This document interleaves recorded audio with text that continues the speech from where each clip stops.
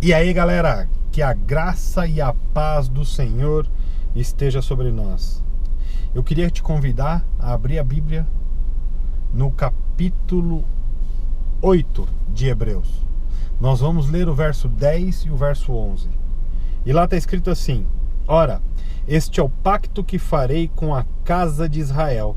Depois daqueles dias, diz o Senhor, porei as minhas leis no seu entendimento, e em seu coração as escreverei.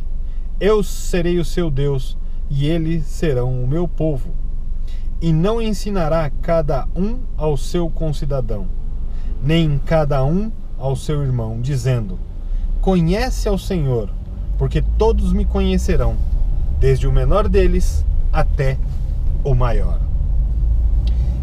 Eu queria falar um pouquinho a respeito desses dois versículos e englobar um pouquinho da graça e da lei.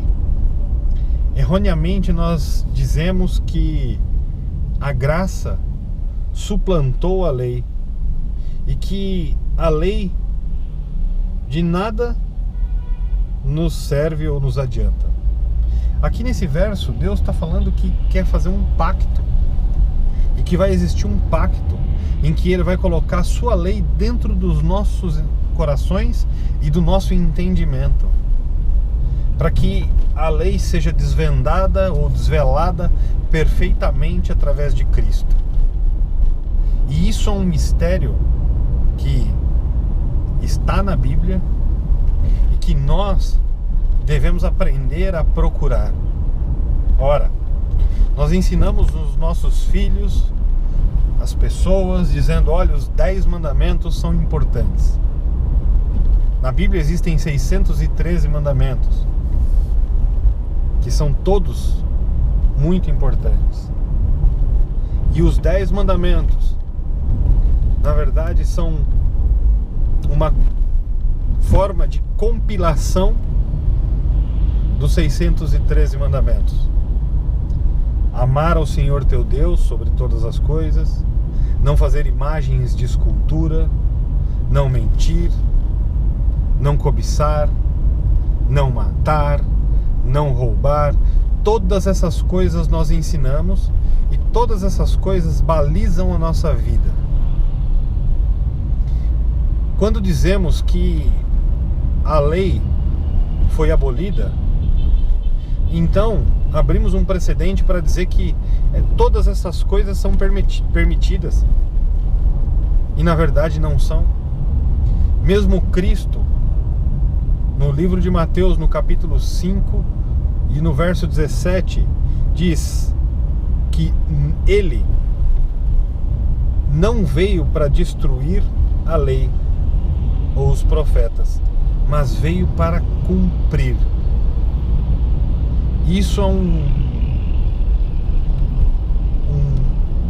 modo de nos mostrar, de nos apontar a nossa direção, de como nós devemos nos portar.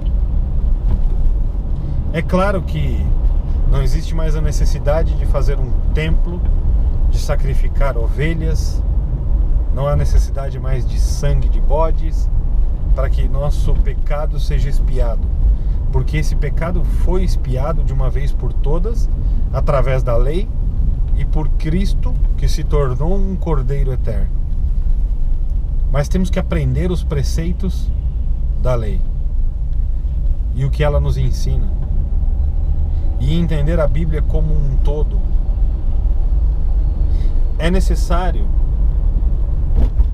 que nós deixemos o pecado, porque muitas vezes a desculpa da graça tem sido para que tenhamos a liberdade de pecar, ou tenhamos a liberdade de viver como queremos viver. São desculpas que nós colocamos através dos tempos na Bíblia para que a nossa vida ficasse mais cômoda e que nós pudéssemos arrumar desculpas bíblicas para o pecado. Quando eu queria dar um exemplo de que quando você aponta ou fala com uma pessoa sobre o seu pecado e essa pessoa já tem algum tempo no Evangelho, ela vai dizer para você um texto que ela aprendeu a gravar, que é: primeiro tira a trave do seu olho para depois olhar o cisco no olho do seu irmão. Não julgueis para não ser julgado. E nós dizemos isso com frequência, porque nos incomoda que outras pessoas confrontem os nossos pecados. Incomoda se você dizer para um mentiroso que ele não pode mentir, porque o diabo é o pai da mentira e todos aqueles que mentem não herdarão e não entrarão no reino dos céus. Ele vai dizer: mas Deus não vai me julgar por isso, porque eu estou na graça. Ou é uma mentirinha branca, não tem problema. Temos que entender que as leis devem estar em nosso coração. As leis devem estar em nosso entendimento. É claro que você pode buscar vários textos e falar assim: olha, eu não entendo essa lei, ou isso é um absurdo, isso é impraticável. Mas toda lei carece de um entendimento, carece de que nós a tenhamos em nosso coração e consigamos entender o que ela significa. Por isso é um pouco difícil, mas não é impossível. Talvez você tenha alguma dúvida sobre lei ou sobre graça, e eu te faço o convite: se você tiver essa dúvida, pode deixá-la escrita nos comentários, que eu prometo olhar cada comentário e responder sobre a lei e a graça, ou tentar te esclarecer o que essa lei representa.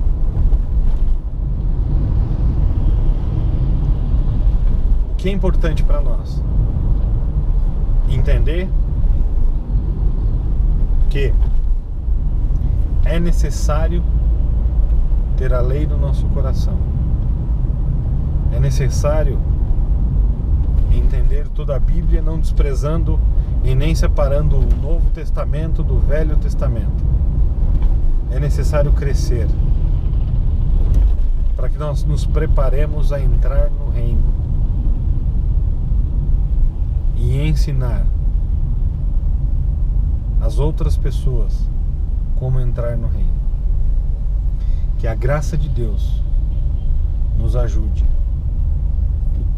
porque o fim deste versículo, ou melhor, o versículo 11, é glorioso, porque ele diz que todos nós